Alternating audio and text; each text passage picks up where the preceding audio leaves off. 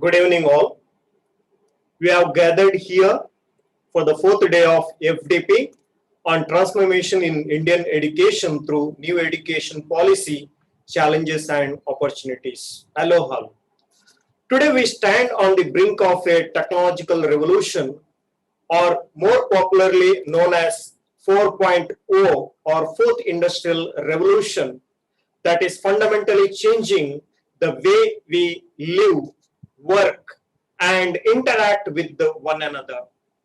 These disruptions have started to later the conventional methods of employment, resulting in a reduced number of available job opportunities and increasing the urgency for skilling and reskilling people globally. Indian education policy was formed way back in 1986 and modified in 1992. Over the last 3 decades, significant changes have taken place in India's education system in almost every segment of the sector. Still, there remains many problems ranging from inadequate enrollment to quality issues to lack of quality and insufficient infrastructure. At this juncture, the National Education Policy 2020 has attempted to diagnose the problems plaguing this sector and provides innovative solutions to the problems right from the preschool level to higher education courses. The main concern for the policymakers is to address not only just the issue of provision of adequate employment opportunities for the youth, but also increasing their employability as per the current and future trend at the workplace. To address the skill mismatch, the Government of India in the recent years has set up the Ministry of Skill Development and Entrepreneurship, that is MSDE, and various schemes under its preview, such as the Pradhan Mantri Kaushal Vikas Yojana, Skill India, Sankalp, National Skill Development Mission, among others. Although significant progress has been made to skill and reskill India's growing young workforce, there remains concern regarding rapid technological advances and the digitalization that is transforming our world. The future labor market situations of young persons is highly influenced by their initial experiences, including how quickly and how well they can access the labor market, and the skills and competencies acquired through education and training, skill development initiatives, which includes training, skilling, upskilling, and reskilling.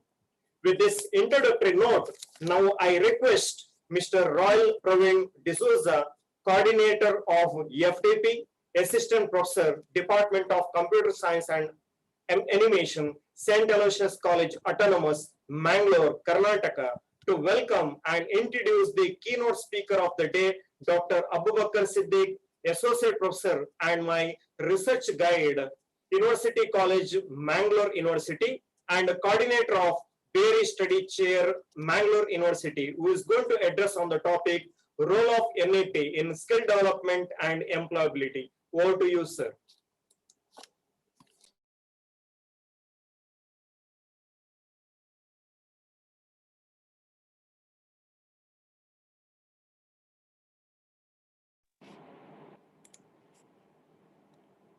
Good evening all. Dear participants, I cordially welcome to you for this FDP program. We are in fourth day of faculty development program jointly hosted by Government First Grade College for Women and St. Aloysius College, Mangalore, under Paramarsh scheme sponsored by UGC. Today's topic of FDP is role of NEP in skill development and employability. To educate in this topic, we have with us Dr. Abubakar Siddiq. We welcome to you this program. Dr. A. Siddiq is an associate professor in Department of UG and PG Studies in Commerce, University College and Mangaluru. He has served at Field Marshal K.M. Kariyappa College, Madikeri, AIMS Institute of Management, Bhatkal, and Badriya First Grade College, Mangaluru. He has a teaching experience of about 26 years. He taught the students of postgraduate and undergraduate programs.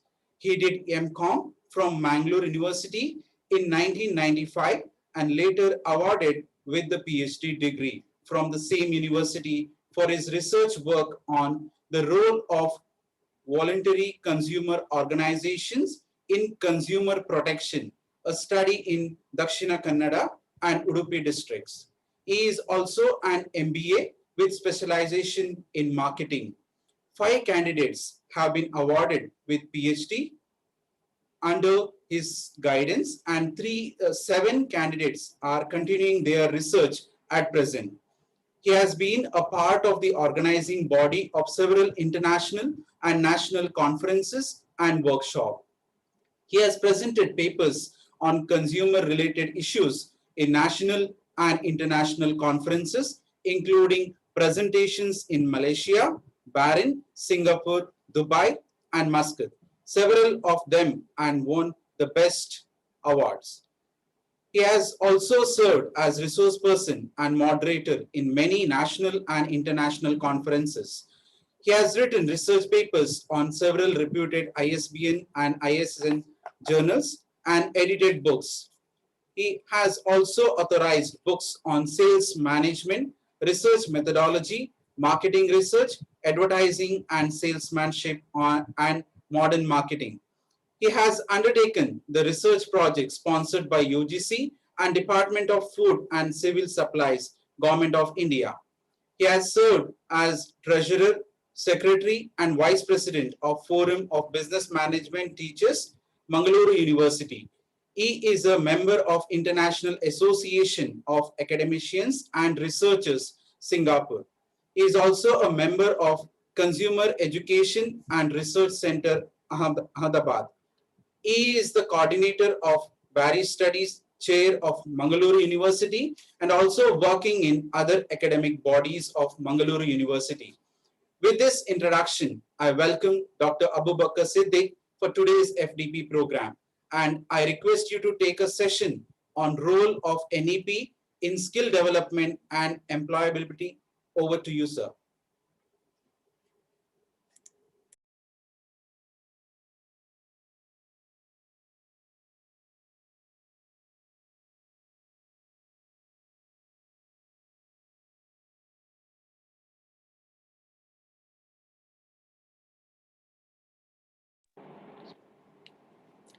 Good afternoon, everybody present on this virtual platform. Thank you, the organizers, for your beautiful introduction. At the very outset, I would like to compliment and congratulate the team behind this FDP program, 7-day FDP program on national education policy. I congratulate Government First Grade College for Women, Balmata, Mangalore, as well as St. Aloysius Autonomous College, Mangalore, for having organized this program for 7 days.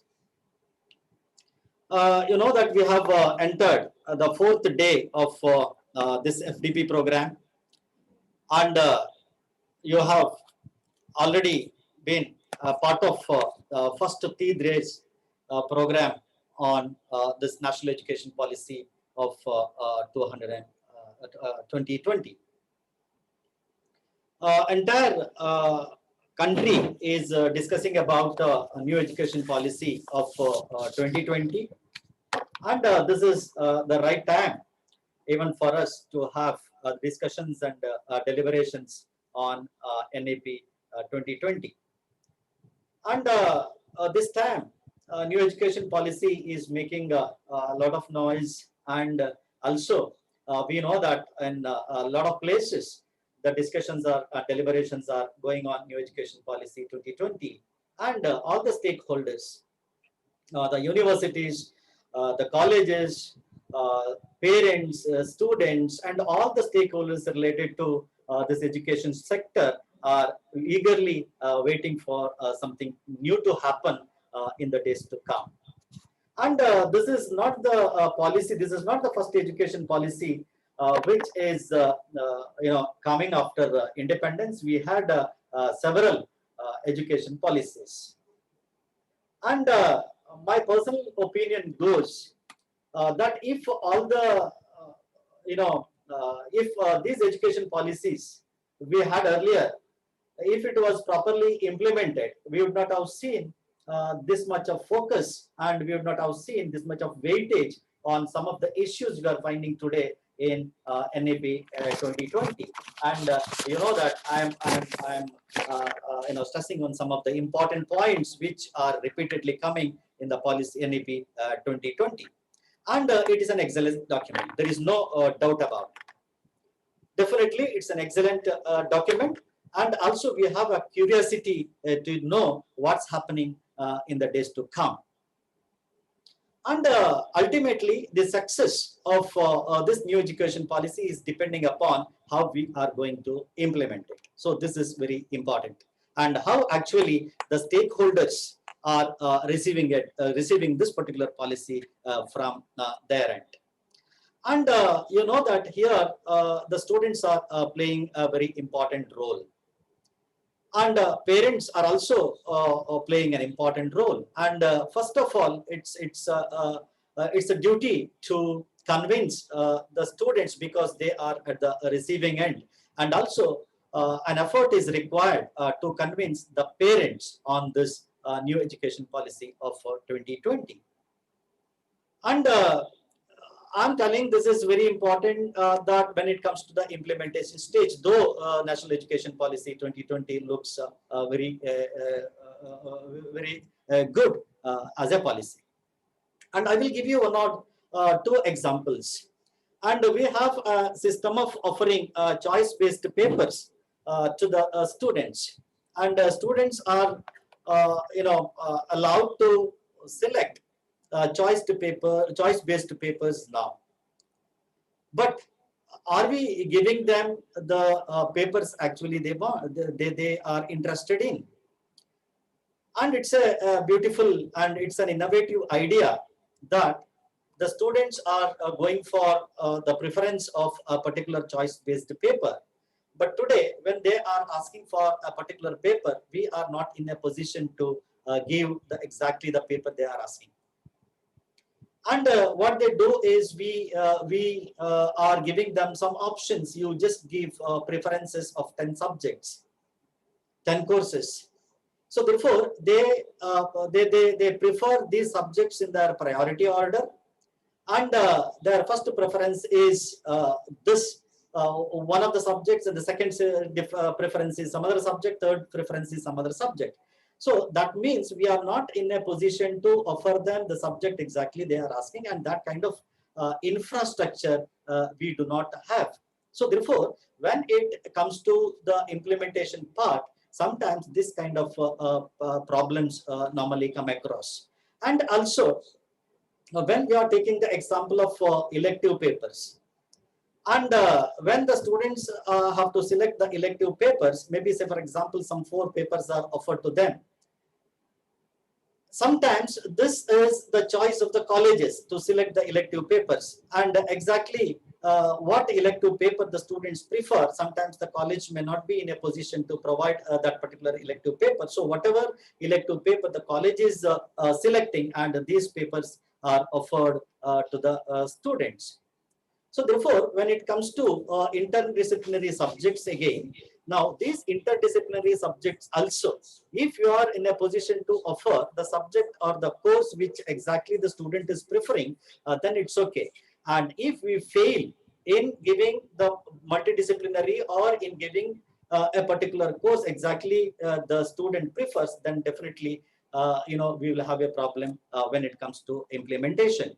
So therefore, here there is if you go through the NAP 2020, you have there are many multi stakeholders, and also there need to be an advocacy, and there need to be a multi-channel engagement. So otherwise, it will be very difficult to implement this particular policy in a true spirit. So what I am trying to say here is a policy document, NEP 2020 is an excellent policy, provided it is properly implemented. And during the process of implementation, if we come across some practical difficulties, then definitely I think whatever problems we had in the earlier policies, and that is going to repeat. And let us be optimistic, and let us hope for the best. Now, my topic here is to focus on the skill development and the employability opportunity of the students with reference to National Education Policy 2020.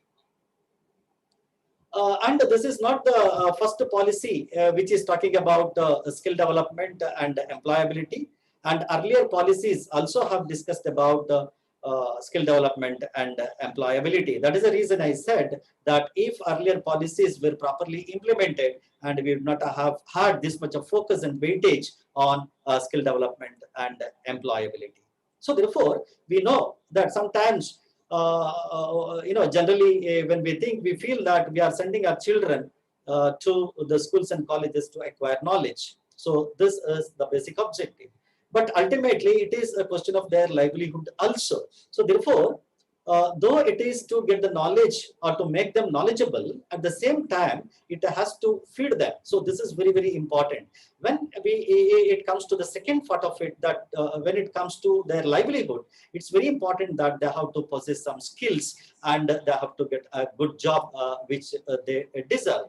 So therefore, here and there, you have a lot of mentions of skills or occasion in this document, and I have gone through 60 plus pages of this particular policy document, and more or less you find about 76 times the word occasional or skill is repeated there.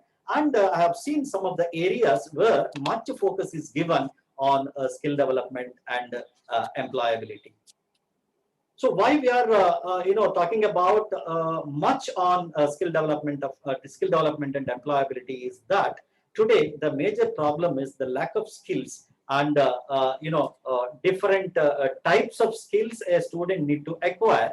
And also we say there is no unemployment, but there is unemployability.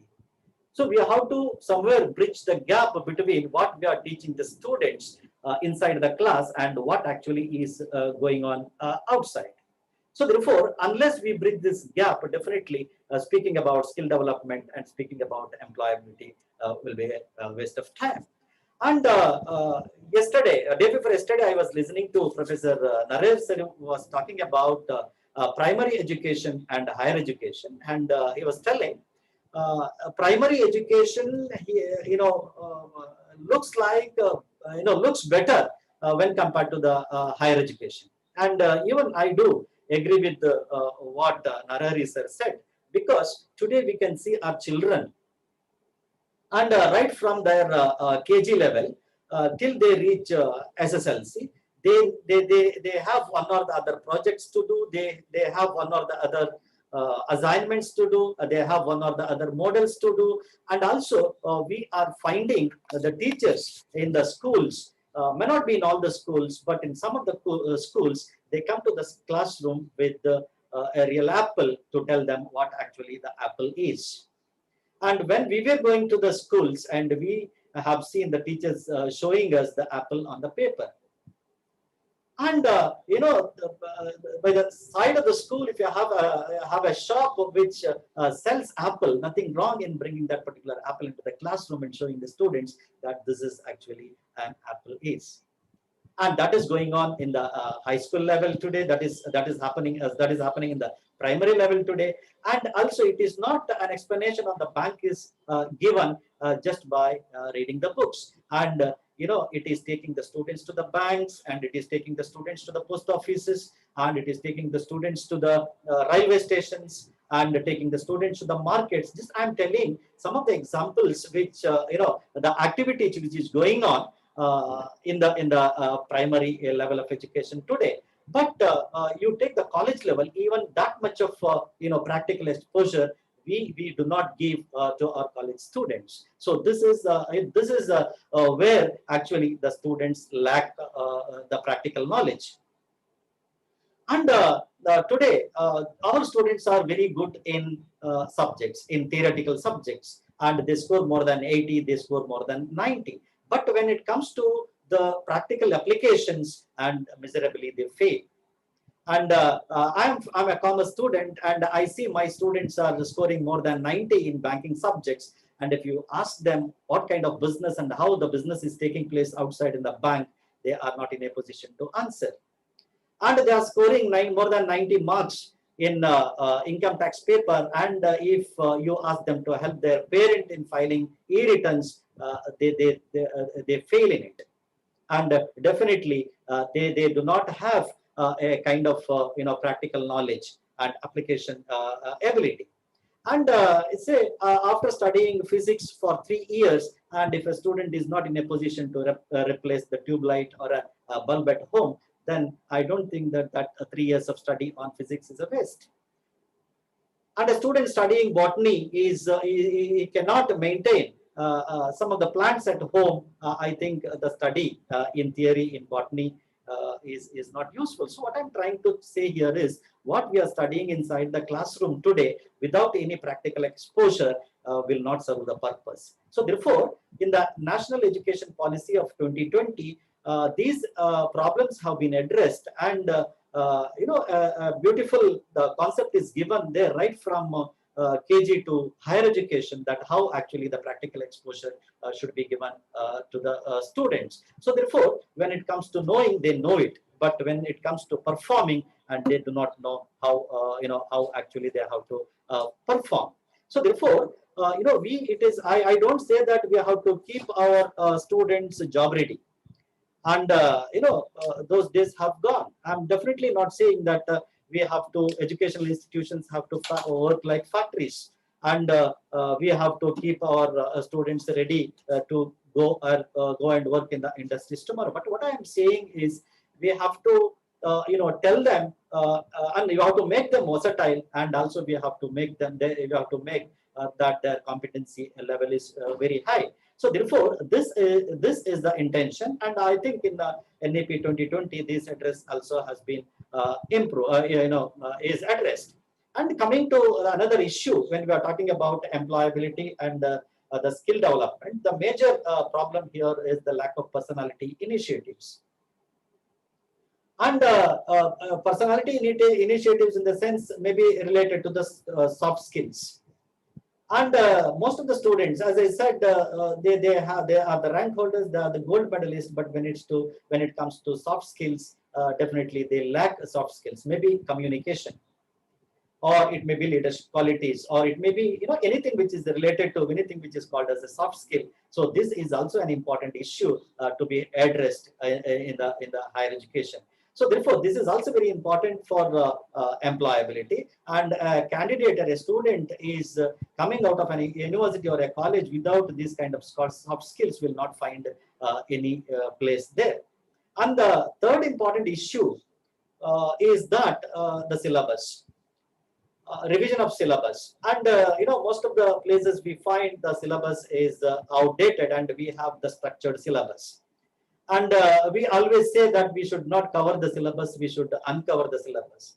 But sometimes the time limit we have to deal with the subjects, or to go deal with the syllabus, or to go with the syllabus is sometimes making us very difficult to uncover the syllabus, or to go to the neighboring areas of syllabus. So therefore, in some of the subjects, or in some of the courses and the programs, there need to be a continuous revision of syllabus. And if the syllabus is not getting revised on and off, and definitely there is no point in keeping the students for 3 years or 4 years and teaching them what has already gone obsolete. And you take the example of electronic engineering.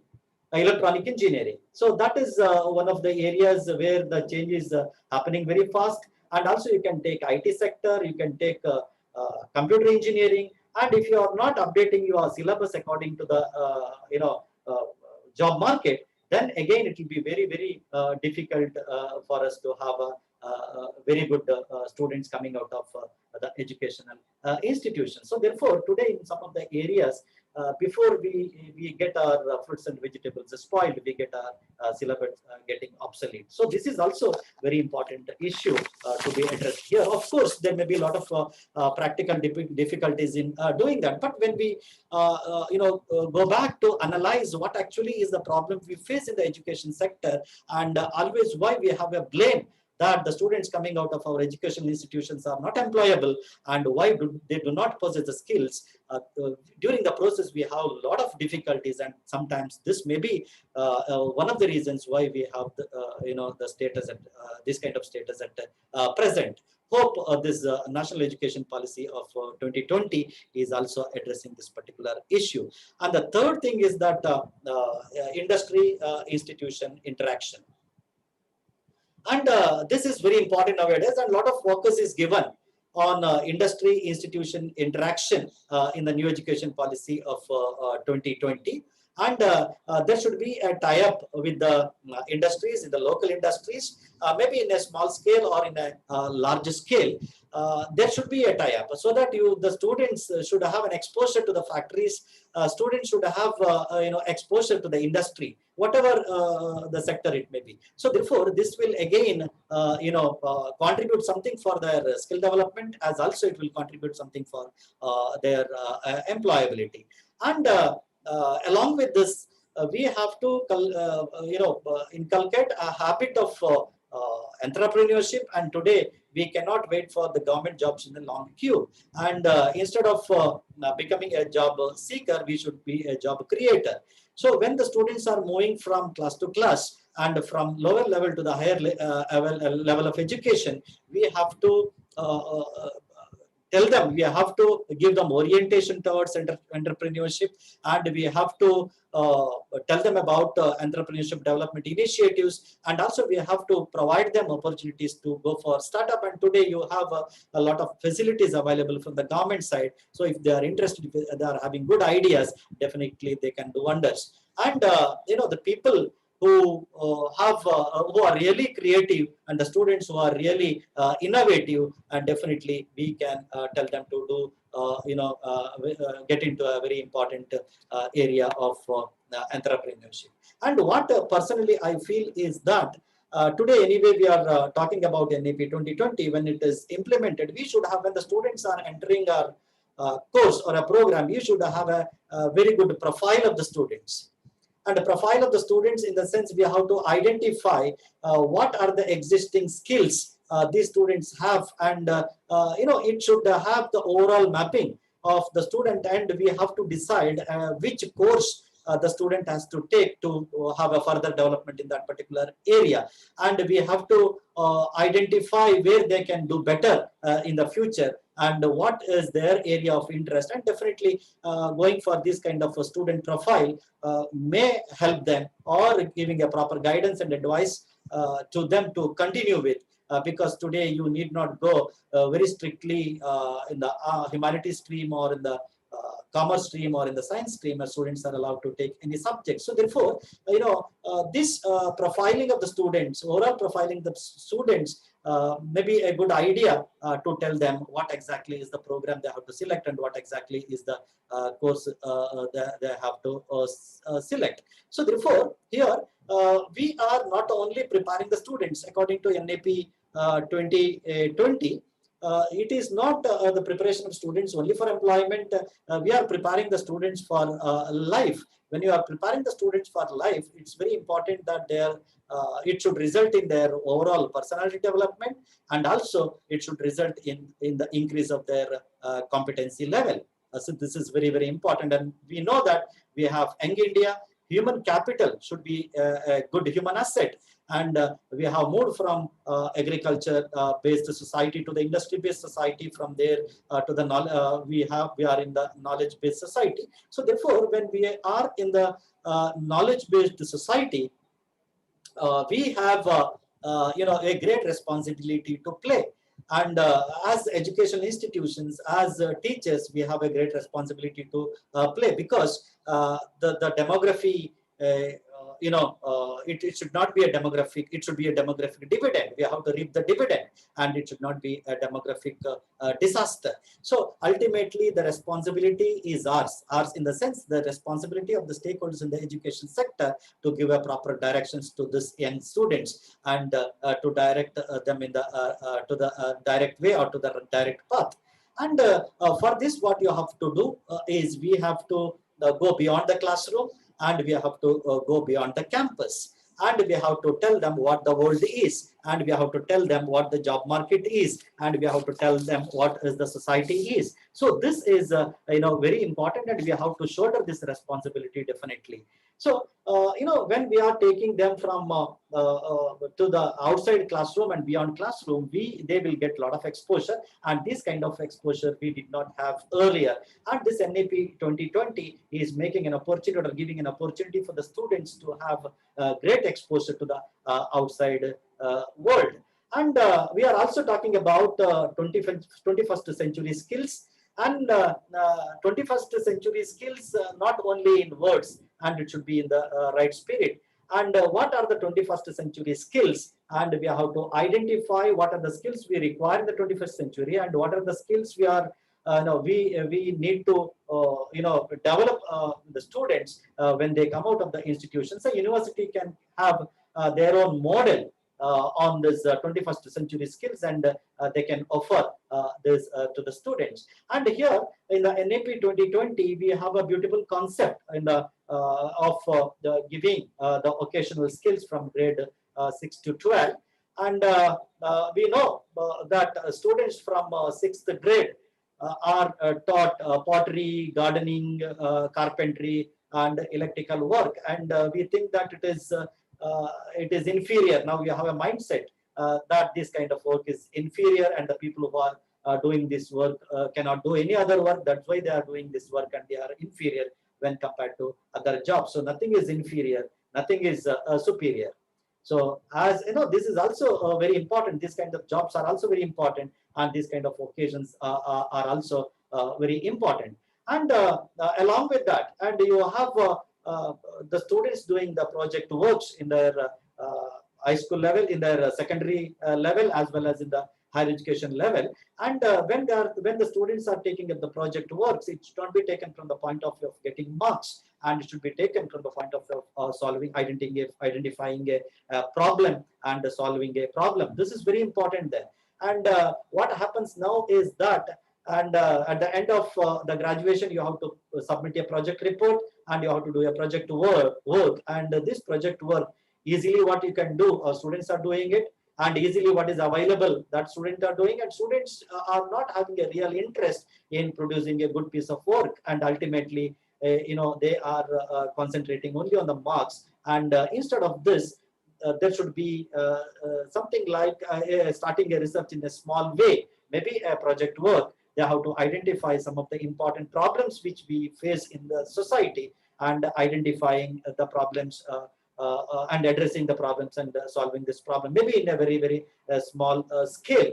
Okay, so it's not a very good extensive research at that particular stage. It can be a small research work, but definitely it will be helpful to the people tomorrow. So therefore, here NAP is concentrating on in bringing the academia and interest industries together, and also it is concentrating on the job creation than job seeking. So therefore, this is a very, very important today to discuss when we are discussing about a new education policy. And till now, there was no orientation of students towards vocational education, and nobody used to give the orientation. What kind of orientation? Orientation is that when the students, say for example, when we take the students, most of the students today, they are not having a proper background to get the guidance, and most of the time they are the people, they are the individuals who are doing the graduation for the first time in their family. So therefore, there is no proper guidance available to a particular student right now in the present system when he reaches SSLC. and what next he has to do. And when he reaches PU, what actually he has to do. And most of the parents want their children as graduates, and most of the parents want their children as to postgraduates, and nobody is thinking about there is one more stream and there is one more way for there is an opportunity to take up the occasional courses. So straight away they are moving from first standard, reaching 10 to 12, and 12 to graduation, then post-graduation. So this vocational training, vocational courses were the most neglected courses, and that may be one of the reasons. I will show you some statistics in India, and how many people, how many students are taking up this occasional training. So therefore, this is very important. One of the reason for this might be that it is the dignity of labor. And today, if somebody is engaged in the carpentry work, so what is our feeling towards them? And if you look at an electrician, what is your feeling? And if you look at a plumber, what is your feeling? And you think that that particular work is very inferior. So dignity of labor is another major problem here. So the parents do not want their children to become a plumber, sending them to an occasional course, and the parents do not want to see their son or a daughter as somebody trained in air conditioning or somebody trained in other trades. So therefore, they think that this is very inferior when compared to the mainstream education. So this is also one of the reasons why actually we have this status today. And increasing opportunities, one of the very important policy, one of the important area and focus of this NEP 2020 is that increasing the opportunities to the higher education up to 50% by 2035. And we see now maybe 25 to 27, 28% of the people who are going to higher education, but this is not enough. By the end of 2035, the government wants to see that at least 50% of the students they are moving to higher education level. And again, NEP also has addressed on rote learning, that is learning based on memories. And today, that I said it is students are getting 90% or more than 90% of the mark, and it is through rote learning. And they read, they understand, and they memorize. And if somewhere the chain breaks, and definitely they go to zero. So therefore, here this kind of the NAP is focusing on this, and they are trying to give a new approach to the way of learning in the NAP 2020, and it is also giving of a number of subjects of their choices to the students, and you have a multidisciplinary approach, and this already you have discussed in the previous sessions. Engineering student may take music, and engineering student may take any other interested subject. And when somebody is taking music, we think that it is for an entertainment. So we have this kind of feelings, but it is not that. Music may be his livelihood, and tomorrow music may feed him. And also music is a regional cultural identity, and it may be a national identity also. So therefore, this much of power is there for music. So what I'm trying to say here is any subject or any course you select, it has got its own importance. So no subject or no course is superior, inferior, and you do not make a difference among the subjects, and all the subjects are equally important.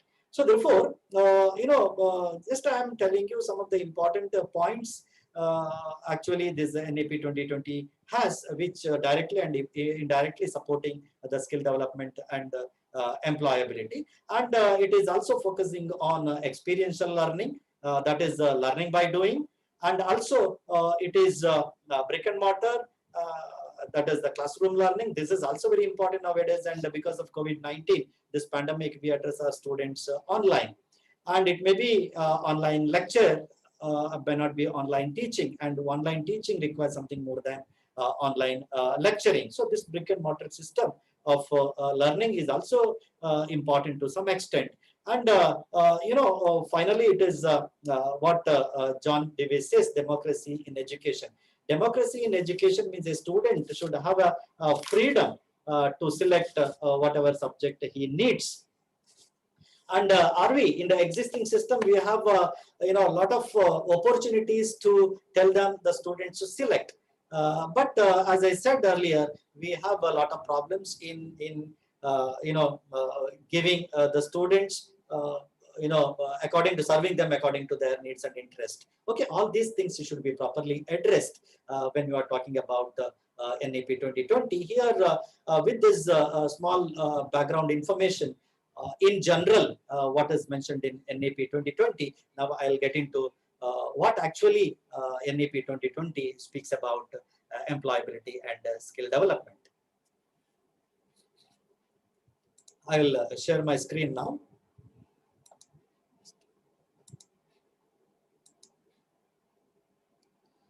So here we have whatever I have told. It is the theoretical bookish knowledge based on curriculum, which gives the students hardly any job skills. So therefore, just I was talking about this, and it is very difficult for them to get into a job market with this kind of a way of learning.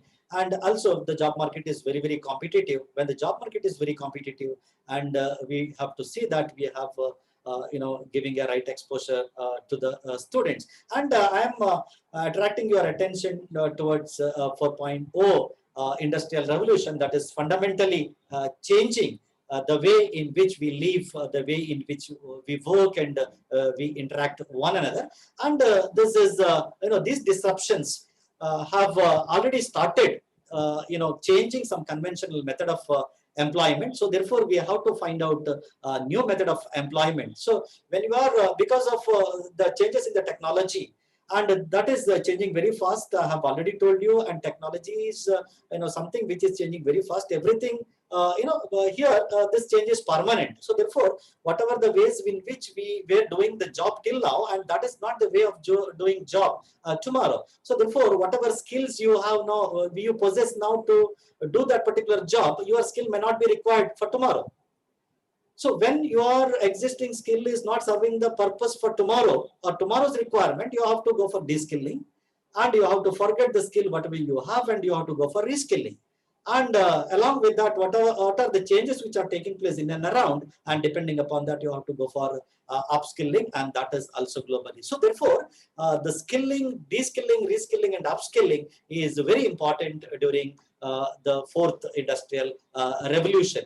And therefore, it may not reap the desired outcomes if the foundational and incremental education is highly tilted towards the rote learning rather than the applied learning. So therefore, this kind of practice should be practiced right from the lower level of education, and you have done it foundation level, preparatory level, middle stage, as well as secondary level, and this should start from the bottom of the hierarchy. So therefore, tomorrow when they come out of the higher education institutions, definitely they can have exactly the skill required in the fourth industrial revolution.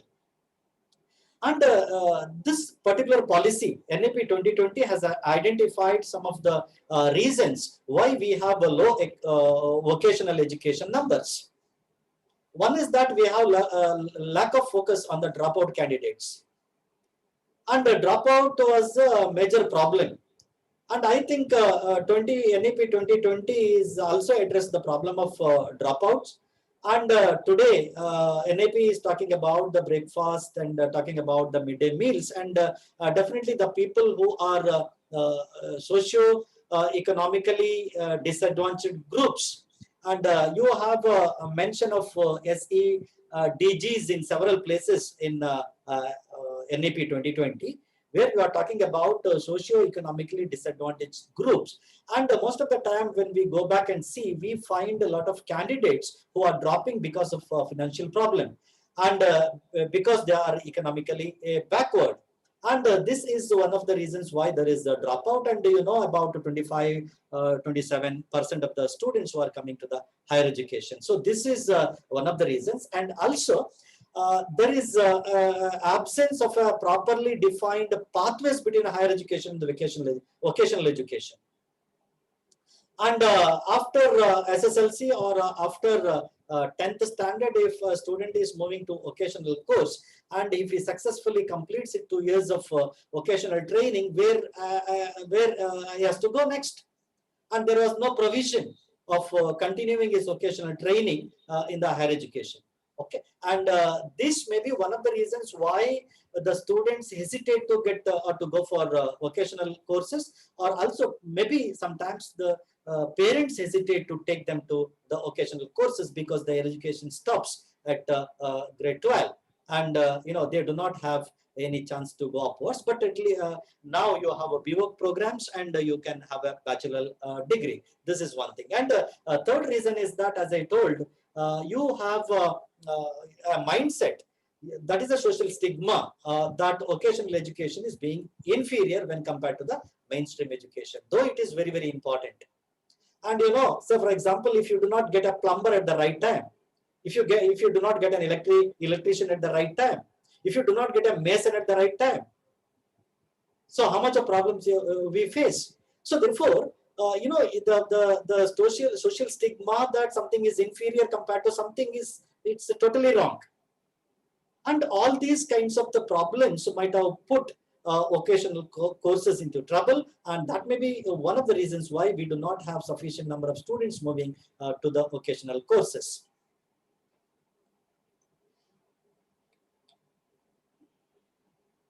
And policy document 16.2. Now I am exactly bringing you the policy, the piece of the policy.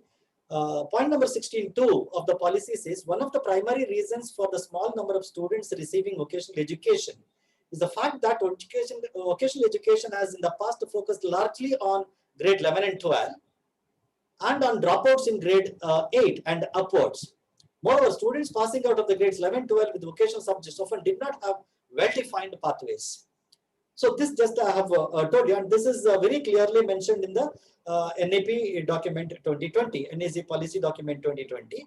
And also we feel that as I understood, sometimes if the student is having good mark in the SSLC, you take science, and if you don't get science, go to commerce, and if you don't go to commerce, you go to arts. Okay, and if you cannot go anywhere, then you go for a vocational course. So this was the feeling. And if you cannot go to a mainstream education, you go to a vocational course. So vocational course was not a preference, and vocational course wasn't not a choice. And the reasons may be many, as I said, because you did not have a chance to go for higher education in the vocational courses. And point number 16.2 says, the admission criteria for general education were also not designed to provide openings to the students who had vocational education qualifications, leaving them at a disadvantage relative to the compatriots of mainstream and academic education. Here, admission criteria was also that if you do 2 years of course on a particular trade, and if you have vocational degree of 2 years, and you did not have a chance to get into any of the mainstream education there, this led to a complete lack of vertical mobility of the students from the vocational education stream. And this issue has only been addressed recently through the announcement of NSQF in 2013. Very recently, we had this opportunity, we have given this opportunity for the students for moving from vocational to the bachelor degree or the graduation. Until now, that opportunity was not there. So therefore, the problem is this: there is a skill gap.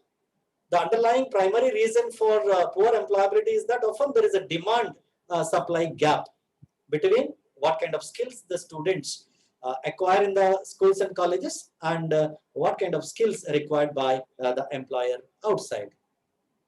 So you can just look at this particular statistics. UNICEF report 2019 estimates that 47% of the Indian youth are not on the track to have the education and skills necessary for employment in 2030. 47% of the Indian youth. And another study estimates that merely 20%, okay, out of 5 million students who graduate every year get employment. then we are serious on the remaining 80%. And if only 90%, 80% of the engineers employable or 90% of the management students employable, then what about the rest? Now NAP 2020 has to focus on the remaining percentage of the people or remaining percentage of the students, and we have to make them fit for employment. And also this is ILO 2019.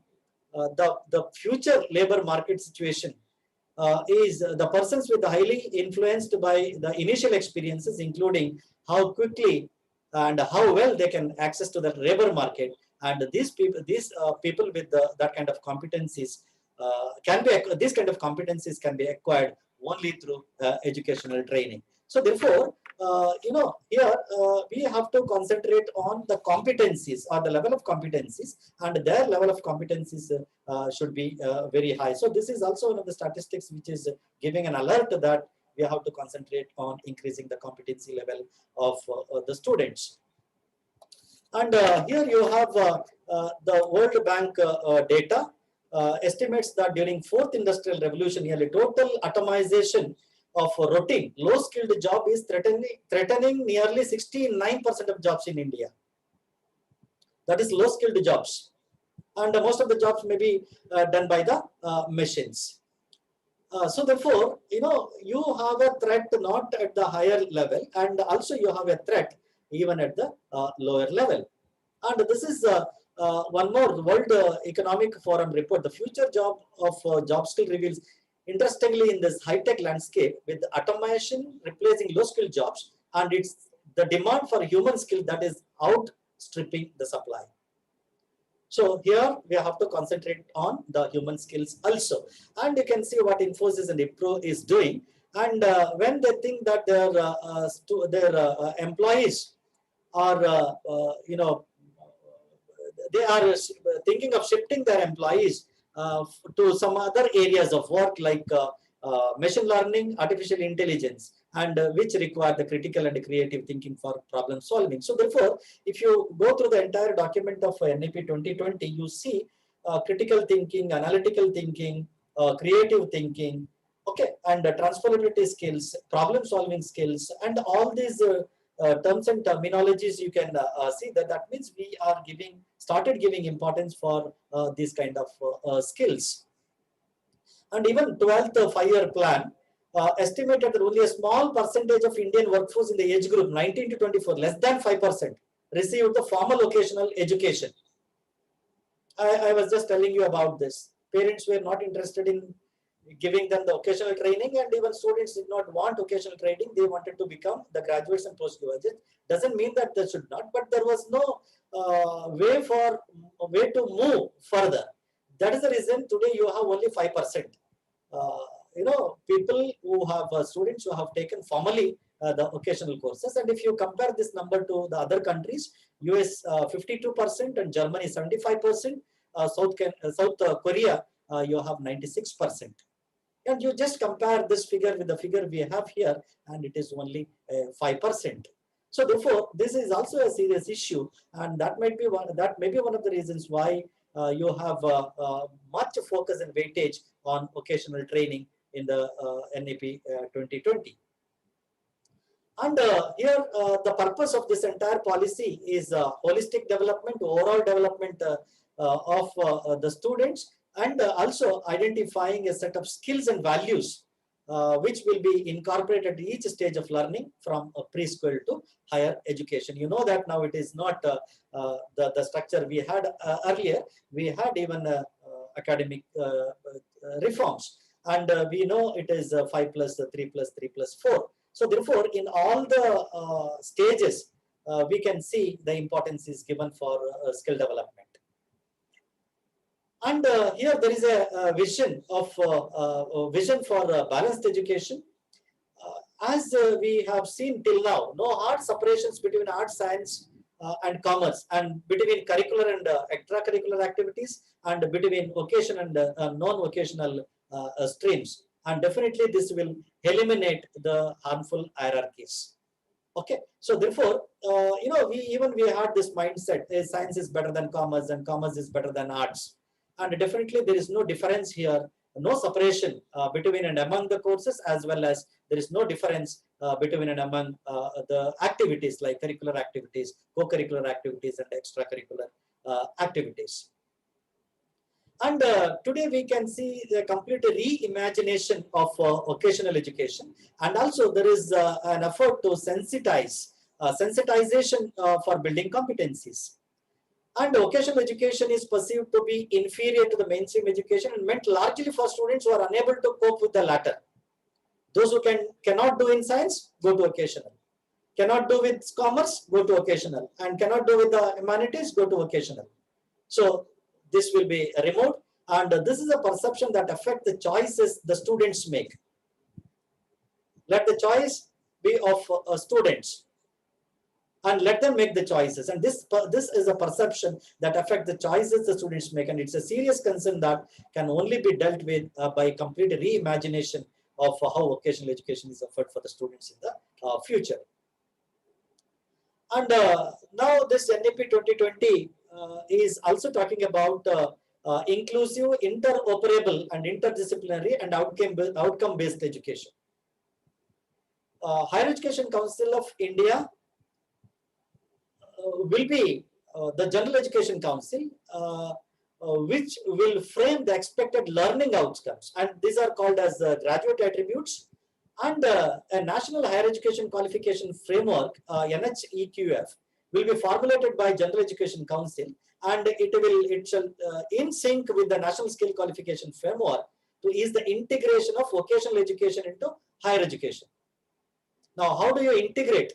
This was the problem for a long time, integrating the vocational education into the higher education. Now, this will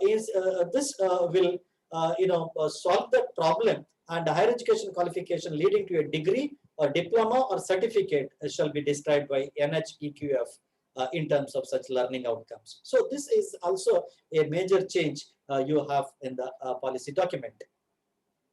Here just we were discussing about 21st century capacity building, and definitely this is holistic, and also this is multidisciplinary. Here the aim is to develop all capacities of human beings. You can just take intellectual, aesthetics, social, physical, emotional, and moral, and in an integrated manner.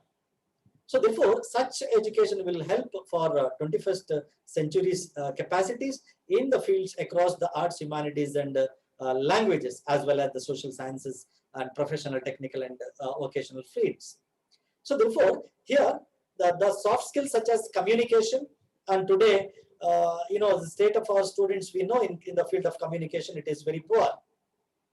And the students who are coming to graduation, and you just ask them to write an application for a job, and they cannot write an application for a job properly, though they are in the graduation level. So therefore, when it comes to communication, maybe writing, reading, so they have a very, very poor communication skills, and discussions and debates, and rigorous specialization in a chosen field of fields. So therefore, this entire policy is talking about the holistic and the multidisciplinary education of the students. And this is one of the very interesting initiatives, internships for skill appreciation and craft-centric learning. So you can see here, every student will take a 4.26 of the document says, every student will take a fun course during 6 to 8. That gives a survey and a hands-on experience. See, you can just see this right from 6th grade. That is the occasional crafts such as carpentry, electric work, metal work, gardening, pottery making, etc. as decided by the states and the local communities. And this is purely according to the local requirements. Okay, so this is also very important. What kind of skills required according to the local requirements? So that is taken into account. And if you think that, pottery making, is a student of that particular region can select pottery making, or gardening or any kind of other areas or other skills, works. So they can select that. And a practice-based curriculum for grades 6 to 8 will be appropriately designed by NCERT while framing the NCFC 2021. So therefore, all the students will participate in a 10-day bagless period between 6th and 8th grade, and where they intern with the local occasional experts such as carpenters, go and meet the carpenters, go and meet the gardeners, go and meet the potters, artists. So definitely there will be a healthy and a fruitful interaction between the artisans and between the people who are locally experts in the area of their specialization. And the students from 6th grade, they have a very good opportunity to meet these kind of the people who are actually highly skilled in their area of work. So this is a beautiful concept. And similar internship opportunities to learn vocational subjects may be made available to students throughout grade to 12, including the holiday periods. So therefore, here the utilization of the holidays as well as the 10 baglets days that is going to the field will make them more comfortable and confident. So one part is we have discussed what we are going to give and what the NEP 2020 is giving to the students. And coming to the teachers, the profile of the teachers will definitely change. And to empower the students, the teachers should be empowered. This is very important. And NEP 2020, you can see a lot of places the faculty empowerment programs and teacher empowerment programs are mentioned, and a common guiding set of national professional standards for teachers will be developed by the year 2022 by National Council for Teacher Education in its restructured new form as PSSSB, that is Professional Standard Setting Body under the General Education Council, of course in consultation with the NCERT as well as SCRTs. So teachers from across the levels and regions, expert organization, teacher preparation and development, expert bodies in vocational education and higher education institutions. And definitely these standards would cover the expectations of the role of teacher at different levels of expertise. So therefore, from the teacher side also, the empowerment is very much essential, because it's your empowerment, it's a teacher's empowerment, it is our empowerment which make the students empowered. So therefore, this professional development of teachers, CPD, continuous professional development, so this is also one of the very important initiatives given by NEP 2020. So when it comes to the integration of vocational education with academic learning, they are thinking of the formation of a new agency, that is National Committee for the Integration of Vocational Education. Here, this will decide how actually you are going to integrate with the higher mainstream education. This vocational education will be integrated into all school and higher education institutions in a phased manner over the next decade. And what is the focus area here will be chosen based on the skill gap analysis. What are the skills existing and what are the skills required, and what is the skill gap, and depending upon that, this agency will go for the integration of vocational education with the academic learning. So this also a very good initiative of NEP 2020. So this, I think all of us know that multiple entry and multiple exit.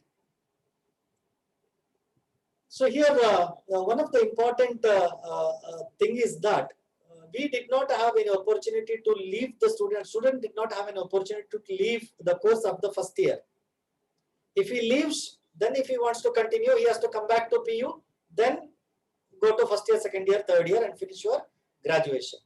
And also we are seeing number of students who are discontinuing, dropping out even in the third year of their graduation. Third year of their graduation dropping will make them PUC qualified. So again, they have to, if they want to have a graduation, again they have to come back, again take readmission, and again travel for 3 years. Okay. So therefore, here a provision is made for multiple entry and multiple exit.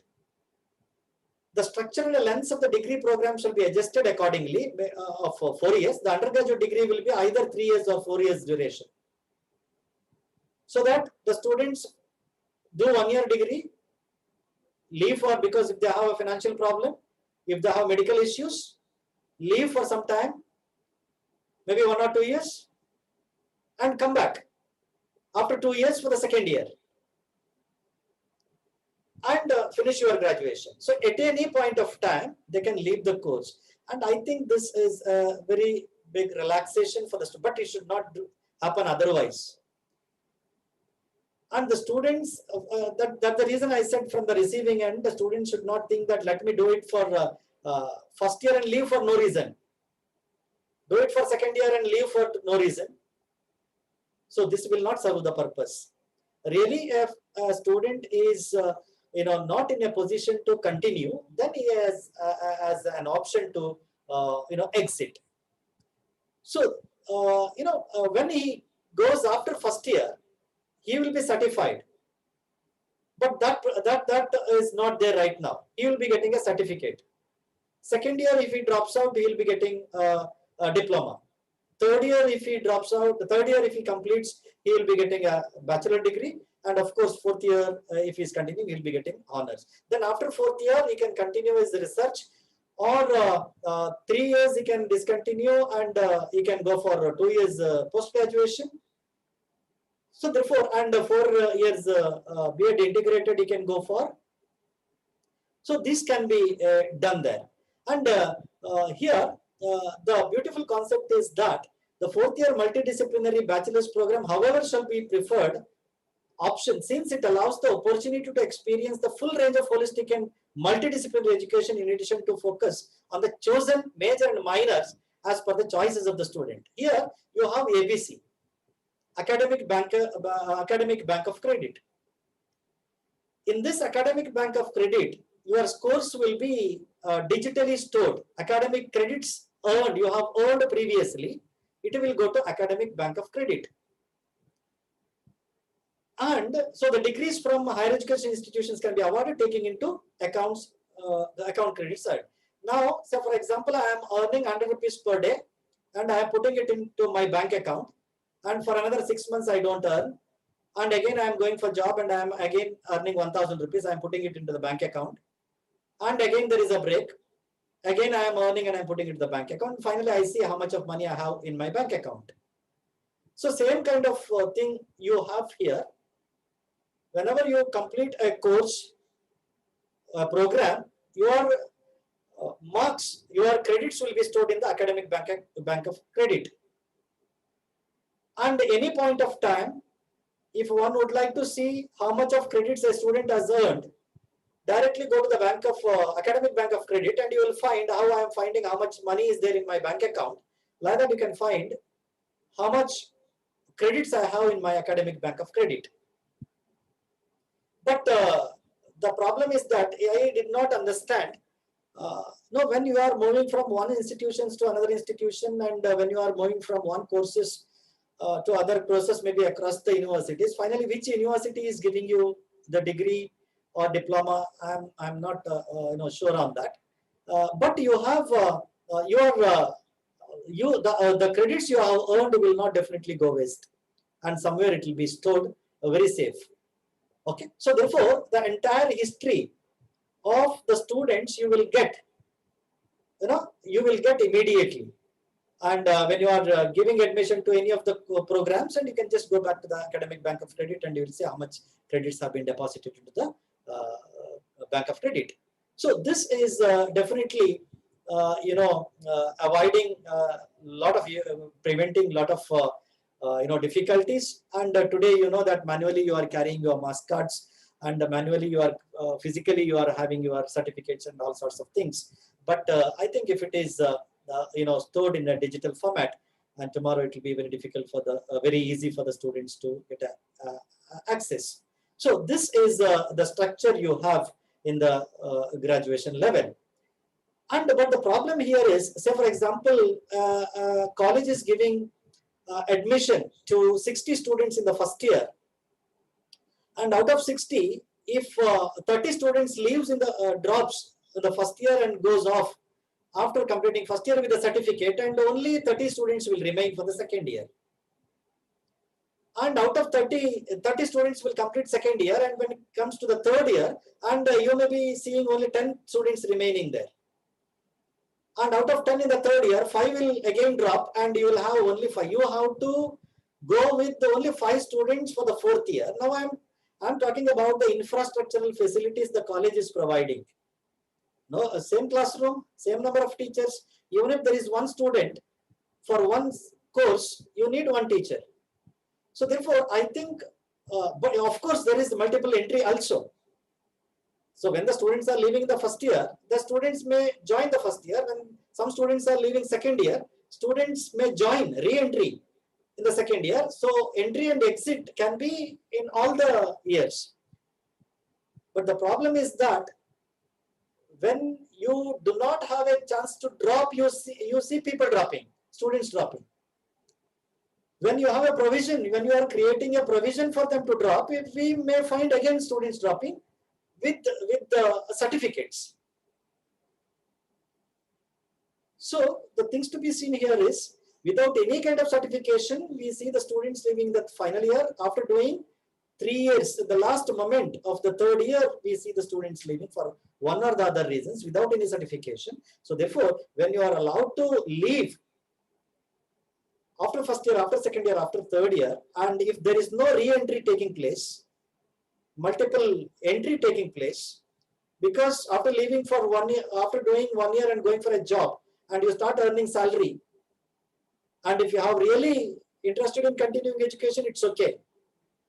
But after that, it will be very, very difficult. The student cost per student may go up as you move further and further with less number of students. And this is again one more very interesting concept in NEP 2020, recognition of RPL, that is recognition of prior learning, and alignment of this prior learning credits with international standards. So national qualification, national skills qualification framework will be detailed further for each discipline of vocation or profession. Indian standards will be here aligned with the international labor standards. Now you have seen the prior learning. Prior learning in the sense, the people who have already have the skills, but they do not have the certificates. And you evaluate, you assess them, give them some credit, and tell them where exactly they can go now. Okay, so you have the people, only a small percentage of people who are coming from the formal sector. And you can see that 5% of the people who are having occasional training, they can go to BVOC, or they can go to mainstream education. But there are a lot of people who are there in the informal and non-formal sector. And when my car breaks down, I do not go to a mechanical engineer, I go to a local garage. The person is just second standard or third standard. Or maybe the person who is repairing my car may be fifth standard. Excellent mechanic, but we cannot call him as mechanic, unfortunately.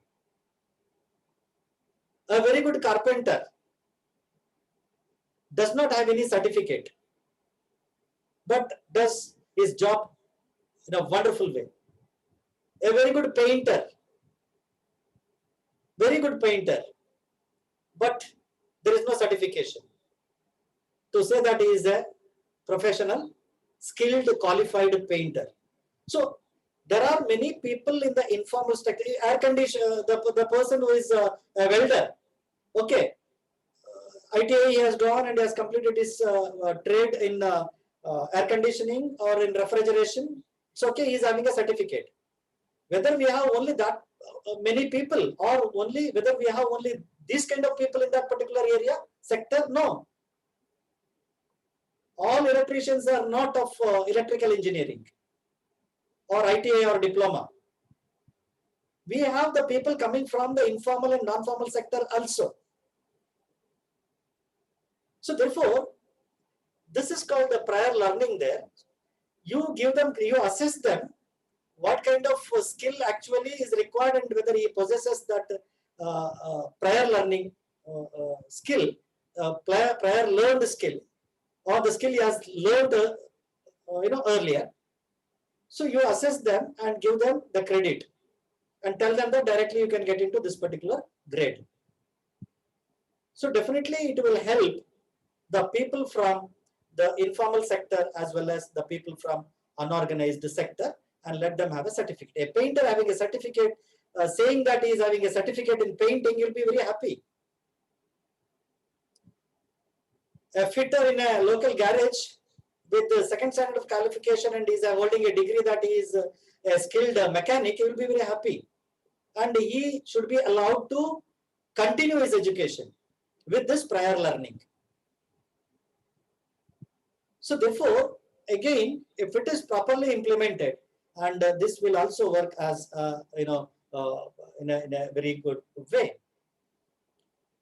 And here it comes to student entrepreneurship and the technological development. We are talking about 4.0 industrial revolution. The explosive pace of technological development allied with the sheer creativity of tech-savvy teachers and also entrepreneurs, including student entrepreneurs.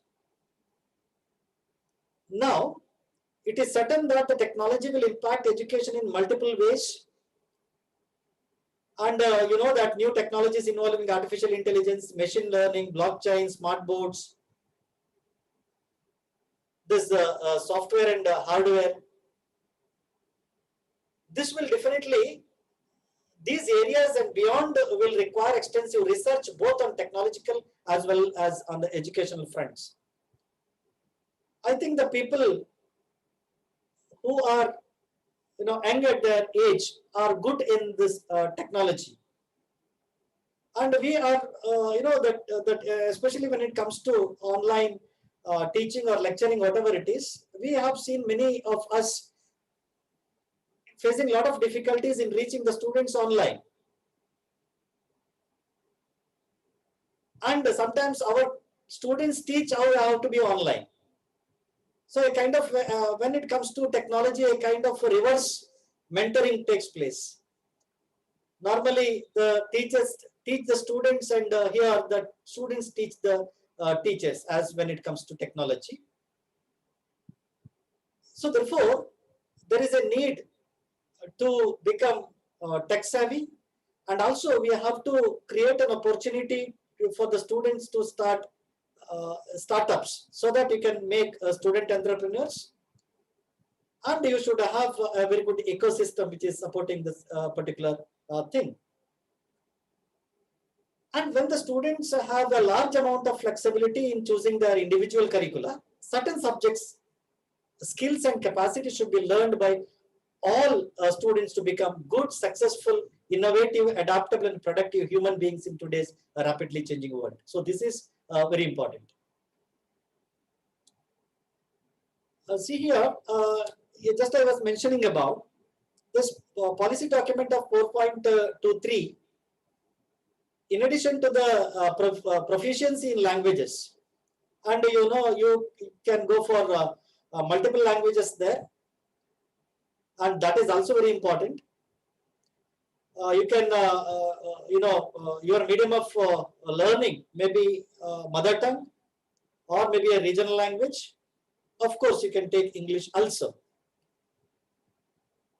And when you move further, in addition to this language, the language choice, you have a provision to take some more languages from grade 6. And also it goes up to the studying of even international languages. So you can select the languages you want. So therefore, here the scientific temper, the evidence-based thinking, creativity, innovativeness, sense of aesthetics and art, oral and written communication, that is very important today. And where the students have a lot of problems in oral and written communication. Health and nutrition, physical education, fitness, wellness and sports, collaboration and teamwork.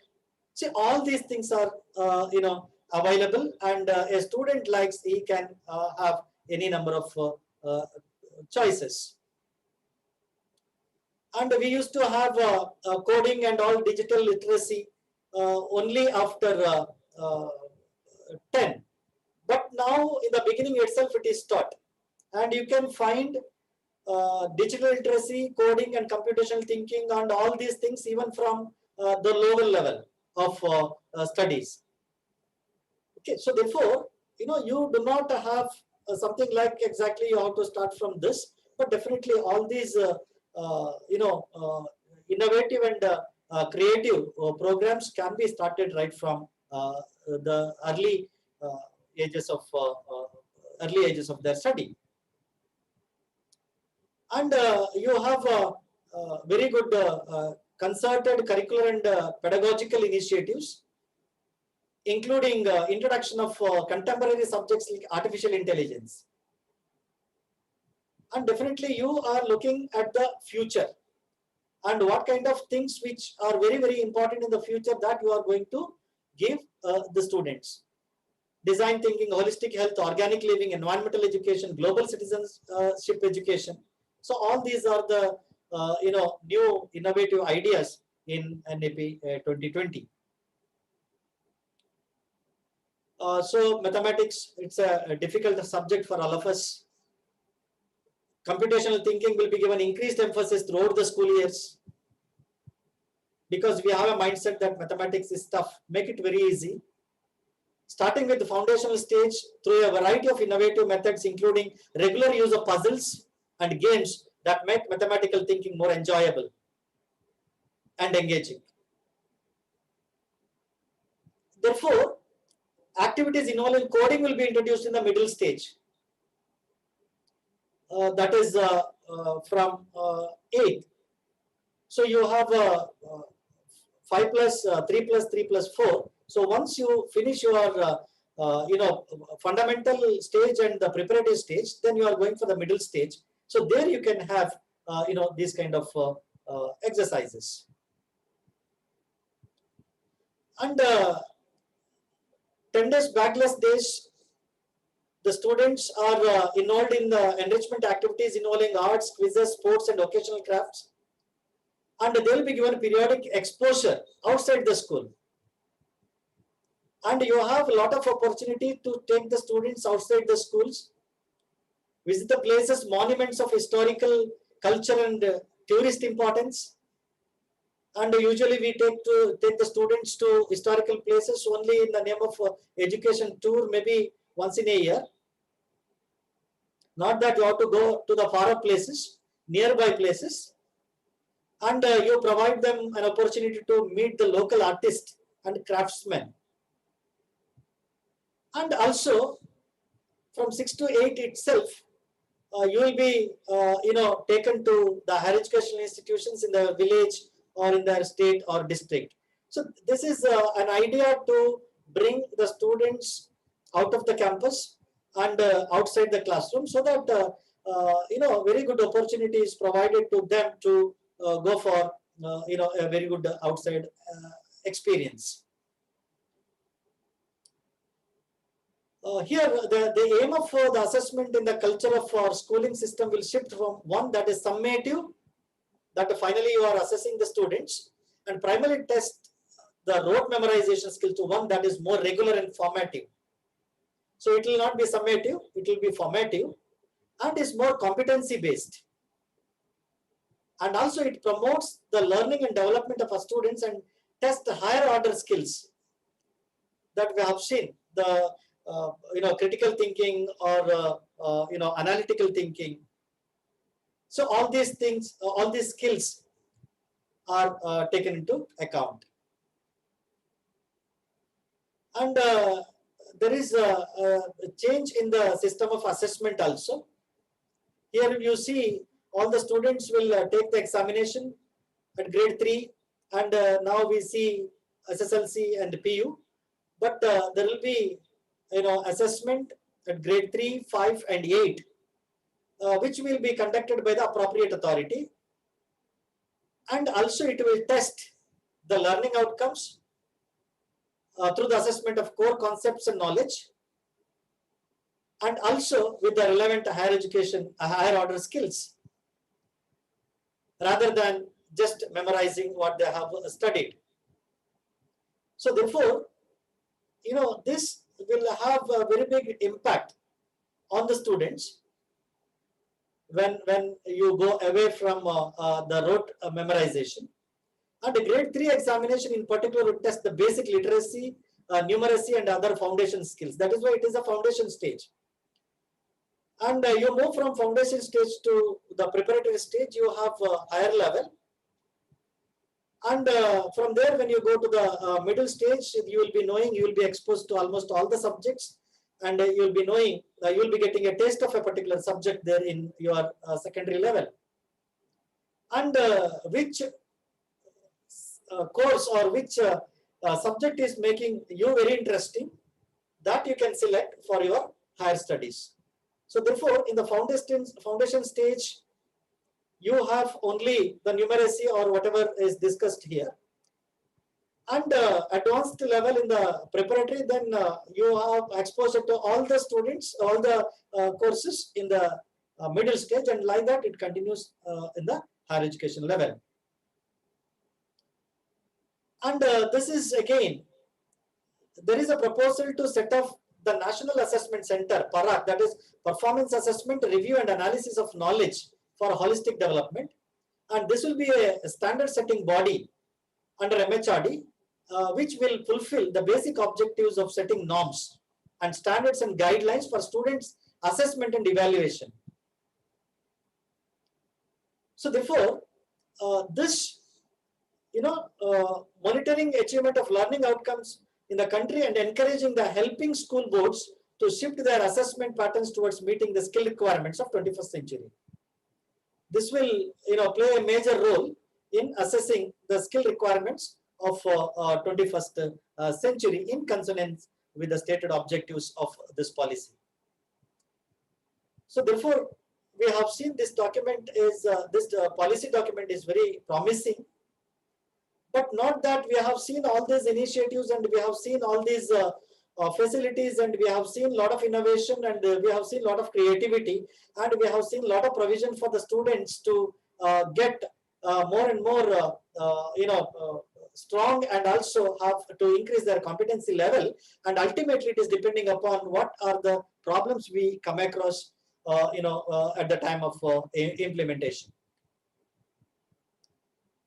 So therefore, at the highest societal level, higher education must enable the development of an enlightened, socially conscious and knowledgeable and skilled nation that can find and implement robust solution to its own problems.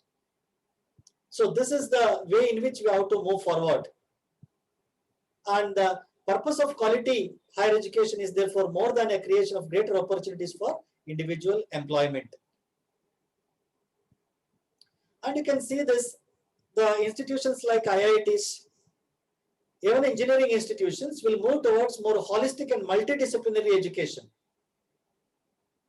And there is no connection now, arts and humanities, but you will have a connection between engineering colleges, arts and humanities, and students of arts and humanities can learn science, and also the students from science can learn commerce and arts and humanities.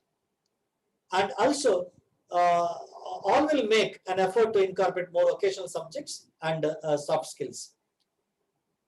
So therefore, even today, the students are good in the hard skills, but as I said, they do not have the required soft skills. That is the reason why they perform, not in an expected way in the workplace. So this is talking about the point number 11.8 of the policy document. which speaks about the internship. So therefore, there should be a multi-channel engagement. There should be integration and affiliation of educational institutions with other agencies, NGOs, industries. As a part of holistic education, the students of all higher education institutions will be provided with opportunities for internship with the local industry. So for example, for a small period of time. And also have an affiliation with the business institutions, have an affiliation with the craftspersons, and also you will have a written research internship with the faculty and researchers at their own or other higher education institutions, so that the student may actively engage with the practical side of their learning and as a byproduct further improve their employability. So this is speaking about the holistic education in the higher educational institutions. Therefore, this policy aims to overcome the social status of hierarchy associated with vocational education, requires integration of vocational education programs into mainstream education in all the education institutions, but in a phased manner. 16.4 of the document. Here again, it is talking about the skill, beginning with occasional exposure at early ages in the middle and secondary school. Quality occasional education will be integrated smoothly into the higher education, and it will ensure that every child learns at least one vocation and is exposed to several more. But now that is not there. So definitely each child will have one vocation subject, and this would lead to emphasizing the dignity of labor and importance of various occasions involving Indian arts and artisanship. So therefore, the areas which we normally think that, not very good are given importance here. And also you can see in the document, almost all the areas are touched upon, and you have not considered some of the areas left when it comes to the skill development. And here, you can see the development of vocational capacities will go hand in hand with the development of academic or other capacities. And vocational education will be integrated in the educational offerings of all secondary schools in a phased manner over the next decade. And you may have to, towards this, secondary schools also collaborate with ITIs, polytechnics, and the local industry. And again, it is talking about the affiliation with the local industries, or maybe the polytechnics or the other related industries. Policy document 16.5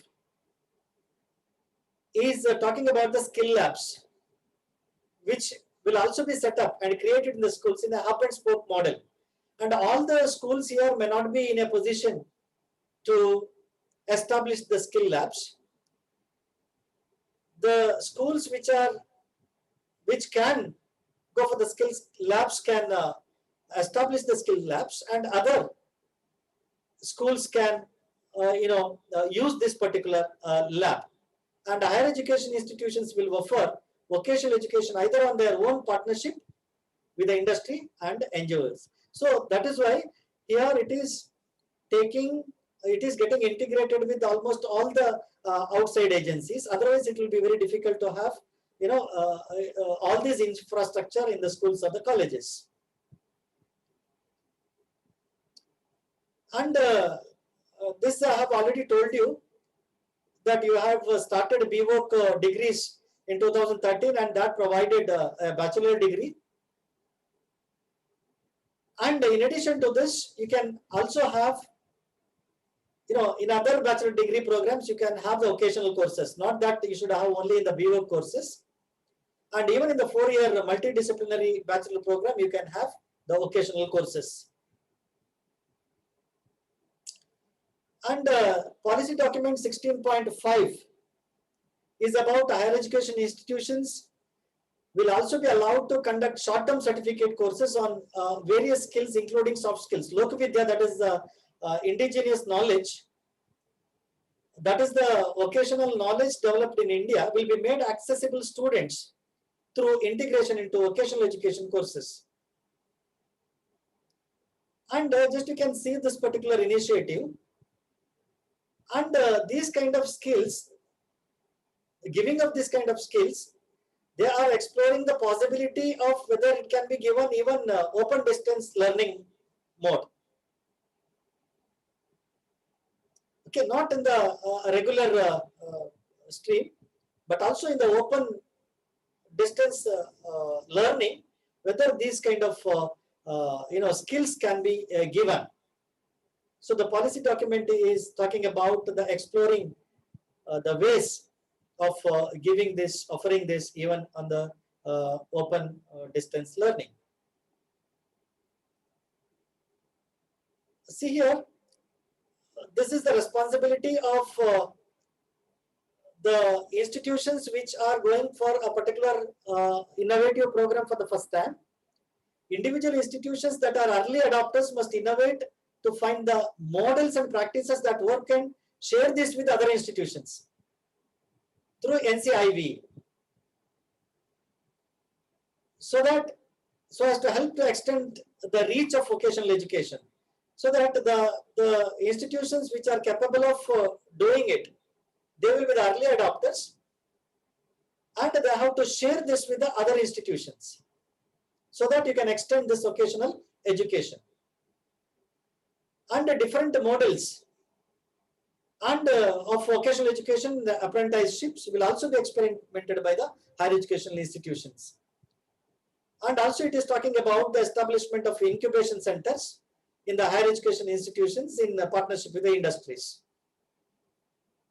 And we rarely find the incubation centers in the educational institutions, but hereafter this policy is talking about having or establishing this incubation centers even with the help of the industries.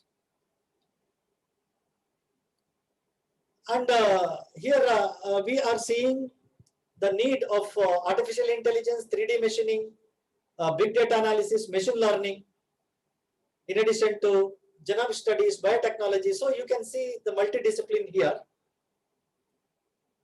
And these applications to health, environment, and sustainable living, that will be woven into the undergraduate education for enhancing the employability of the youth. So therefore, there is a need to get ready for fourth industrial revolution with these kind of cutting edge areas like artificial intelligence, 3D machining, etc., etc. So therefore, this will prepare very well the students for the 21st century capacities. And this we have seen, it reduces the curriculum content, and definitely it should be reduced. And if you do not reduce the curriculum content, then you cannot go for other exposures and also other activities of the campus activities or beyond the campus activities. So definitely there will be reduction in the curriculum content. And also how the curriculum content is reduced, it is reduced in each subject to its core essentials to make the space for critical thinking and more holistic, inquiry-based, discovery-based, discussion-based, and analysis-based learning. So therefore, to accommodate this, you can find there is a reduction in the total content of the curriculum. And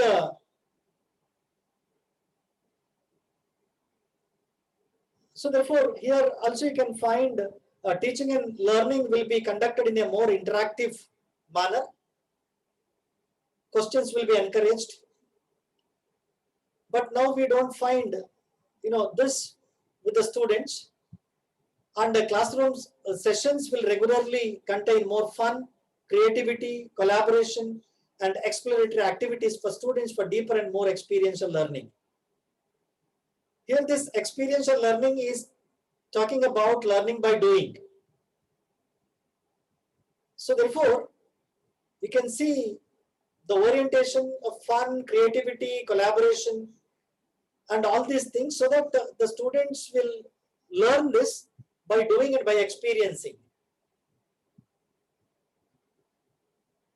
And sports integration is another cross curricular pedagogical approach that utilizes physical activities, and also including indigenous sports, and it will develop the skill of skills such as collaboration, self-initiative, self-direction, teamwork, responsibility. See, all these things are important nowadays.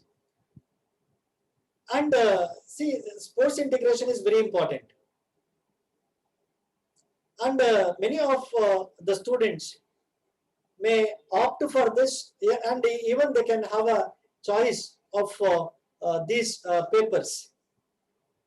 And also this is envisaged in the Fit India movement. And as we have seen, whatever we have discussed here with reference to NAP 2020, not that we did not have any initiatives for the skill enhancement or skill development. And as we have seen, even in the policy of 1948, we have seen a lot of mentions on employability and skill development.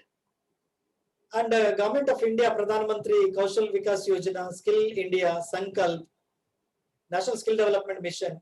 So all these, are giving importance for the skill development. So on the other way, we feel that now there is a strong, urge to have skills for tomorrow.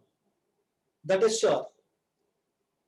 And in so many places, the stress on skills and stress on employability will tell us very clearly that policy document of 2020, NAP 2020, is very much focused on the skill development of the students and also making them employable tomorrow. And here, better late than never, the announced NAP should provide a further impetus to Government Skill India campaign, that what we have already mentioned, and establish a strong workforce equipped with better skills, including life skills, problem solving skills, and critical skills, whatever we have seen. So therefore, in short, this policy gives a stress on employment and employability of the students, with opportunities to choose the courses of interest and certification, thereby aims to bridge the skill gap in the job market. So therefore, assessing the skill gap and filling this gap becomes a very important aspect tomorrow. And this is also again related to NAP envisages a renewed focus to promote creativity and curiosity among young minds, to make the curriculum of schools and colleges more skill oriented, and thereby leading to a transformation of our youth into a tangible global resources.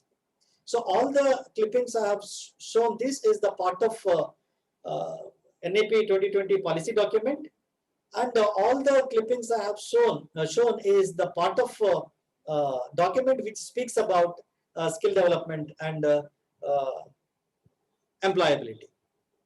So indirectly, India, we know that facing a major problem, poverty, and definitely this will help in poverty reduction. The skill development is a significant driver to address the poverty reduction. How? By improving employability and inclusive growth. So therefore, you are not leaving a single individual. You are taking everybody together. So this is talking about an inclusive approach, and you have everything for everybody. So therefore, if there is employability, if there is skill, tomorrow you can get into any kind of job, or else you can start your own business because you have skill, and indirectly this may help us in reduction of poverty. And India will be definitely not a degree hungry nation. and definitely it will become an employable nation. And now, you know, that degree is very important, but tomorrow the skill may be very important to have a very good employment and maybe a very good job. So this may be a transformation, and this may be a change. And our intention today is to get only the degrees and not the skills. And we know that the difficulties in getting a job in today's competitive world. So it also changes the way in students learn, and a very big impact we have seen on this. And everywhere you have seen the students are learning in a different way, and the students are learning to learn, and it advocates the moving away from the rote learning based system currently in place to a more activity based, and we have seen in almost all the places in the documents. And as I said, it will be an experiential learning, and you will have a professionally qualified and skilled teaching force. As we have seen, there is continuous professional development of teachers, and also the introduction of professional standards for the teachers. And you also see the collaboration with the foreign universities by Indian higher educational institutions, so that you will have a very good education ecosystem in India. And it will lead to hands-on learning and practical exposure to short-term skill certificates. And you have exchange program through with the foreign university, and foreign university branches are established in India. And you have a very good ecosystem for education in India. And also, SDG 4.4, which speaks about substantially increase in the number of youth and adults who have relevant skills, including technical and vocational skills for employment, decent jobs, and entrepreneurship.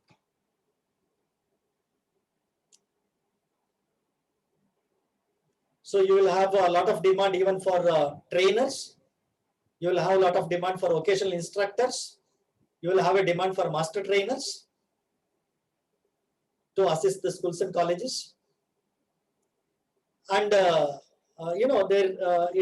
is also an opportunity for the EdTech players in collaboration with the schools and imparting skill courses. So therefore, it is providing opportunity for other people also. And maybe sometimes after going through this particular policy document, I think how we customize the product in the market, in that same way, you can customize your course also. I need a course which I can customize. You need a course which you can customize, and you have a lot of flexibility in choosing the subjects. So therefore, I can get it exactly how I want, and you can get it exactly how you want. So this is the end of it. And totally, again, I'm repeating, this is a very good policy document on education. And if implemented properly, definitely there is no doubt you will have a different, a different kind of development in the country.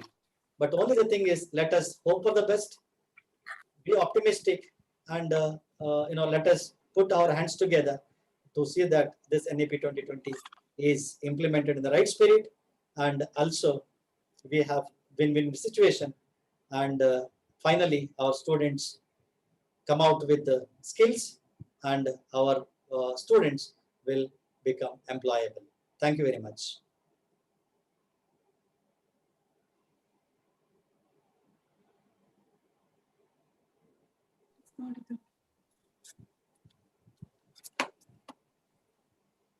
Sir, yes, sir. We have some questions here. Yeah. Mr. Tilakraj is asking, for the skill development or to teach life skill, don't you think effective training is required for the teacher? Because is there anything is proposed in the NEP for faculty development, even for unaided teachers? You're talking about how actually skill development can be done for the teachers? Yes, yes. What exactly is the question? For the skill development or to teach life skills, don't you think effective training required for the teachers? That's the reason I said, to empower the students, the teachers should be empowered. And, here the teachers are playing a very important role in making the students skilled. And also you have, you have affiliation with the local industries, and these industries will help the students in giving the skills. And also you can take the help of NGOs, and you can take the help of the local industries. And as I said, you have multi-channel engagement in this particular process. And it is not that only the schools have to give that, and they can engage with other institutions, and these institutions can help in in providing the skill to the students. So that kind of multi-channel engagement you can find in this particular policy. And it is very difficult for the schools and colleges to have infrastructure to give these kind of things in total. So there's a next question from Namita Nath. In the name of freedom of selecting multidisciplinary subjects, there may arise a problem of selecting irrelevant subjects by the students or by the teachers for workload purpose, making the students to pushing the students to choose a particular subjects, which will push the students aimlessly somewhere. How will you justify with the NEP, sir? I have already spoken about that, and I have given the example of elective papers.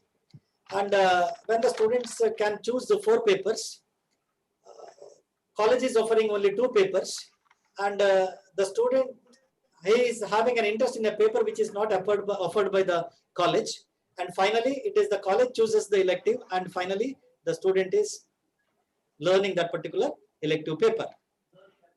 This is one thing. And second thing is that the college should have infrastructure to provide what the student asks.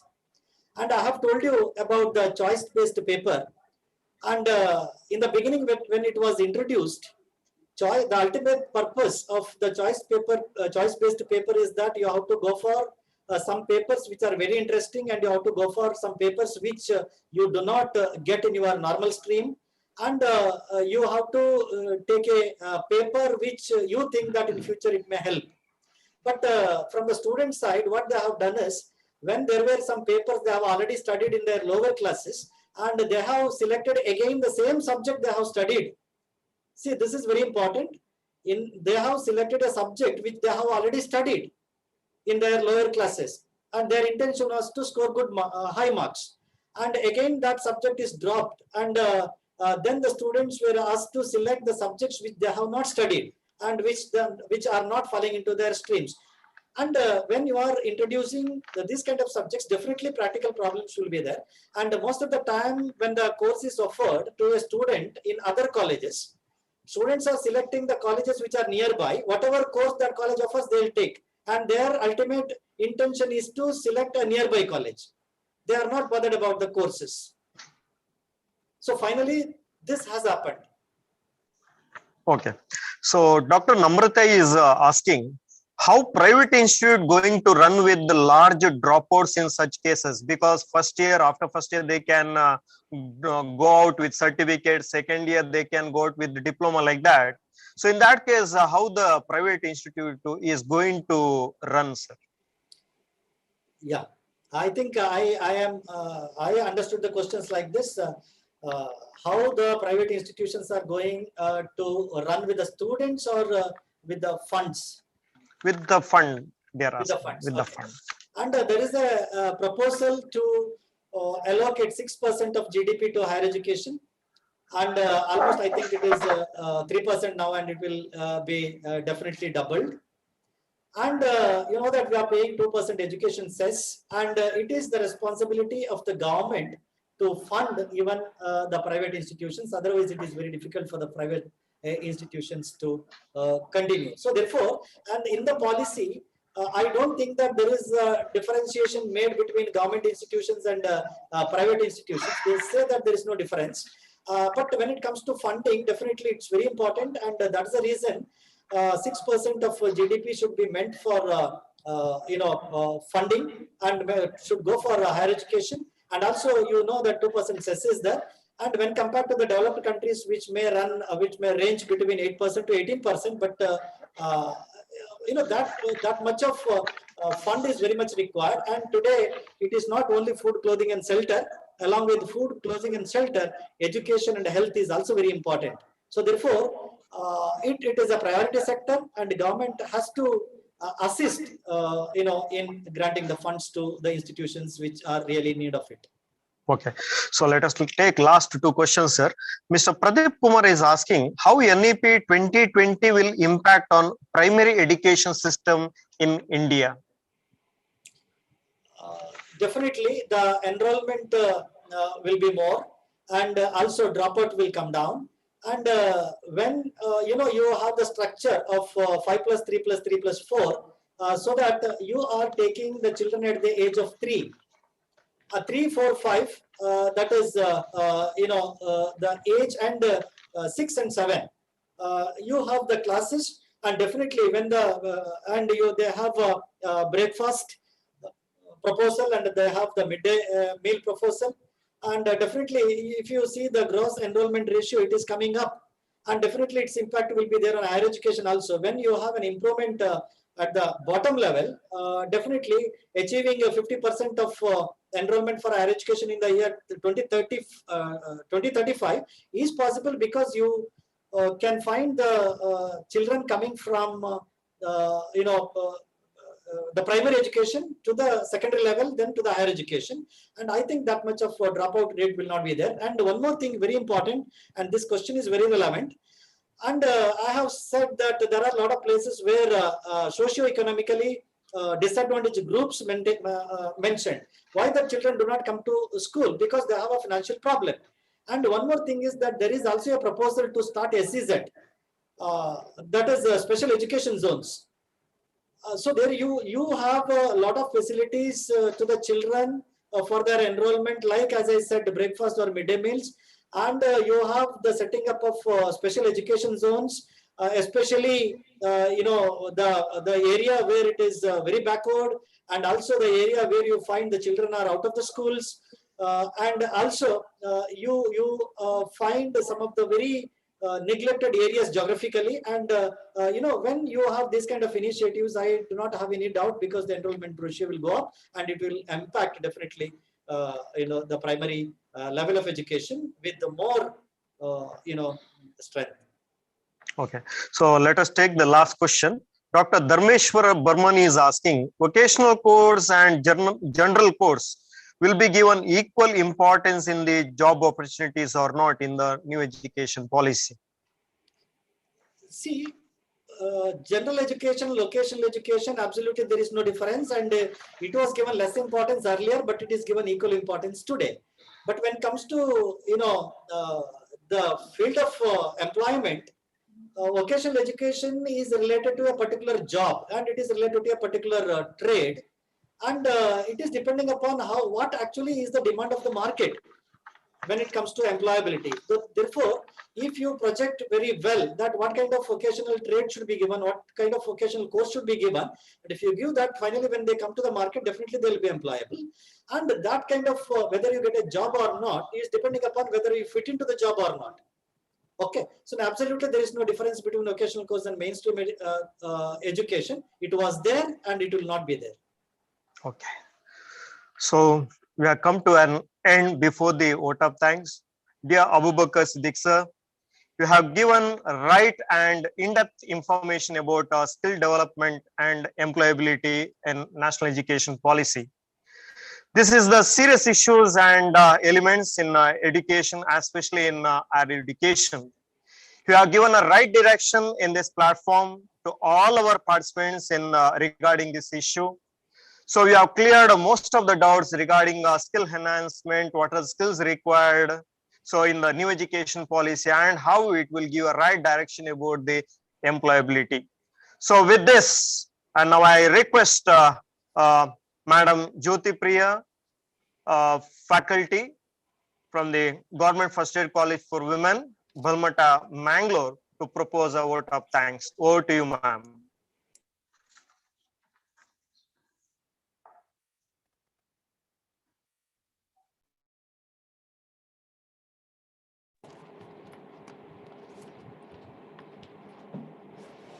Good evening to all. Respected Dr. Abubakar Siddiqui, Associate Professor of Mangalore University College and Coordinator of Barry Study Chair of Mangalore University, has given resourceful and thought-provoking information on the topic Role of National Education Policy in Skill Development and Employability. Sir, your today's session really enriched the knowledge of teaching paternity. On behalf of Government First Aid College for Women, Mangalore and St. Aloysius College, Mangalore, I extend heartfelt thanks to you, sir. Thank you, sir. I thank Dr. Jagadish Bala, Principal of Government First Aid College for Women, Mangalore, and Reverend Dr. Praveen Martis, SJ, Principal of St. Aloysius College, Mangalore.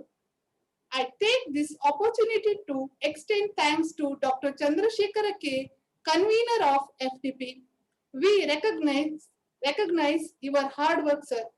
I also thank the FDP coordinator, Mr. Royal Praveen D'Souza, St. Aloysius College, Mangalore.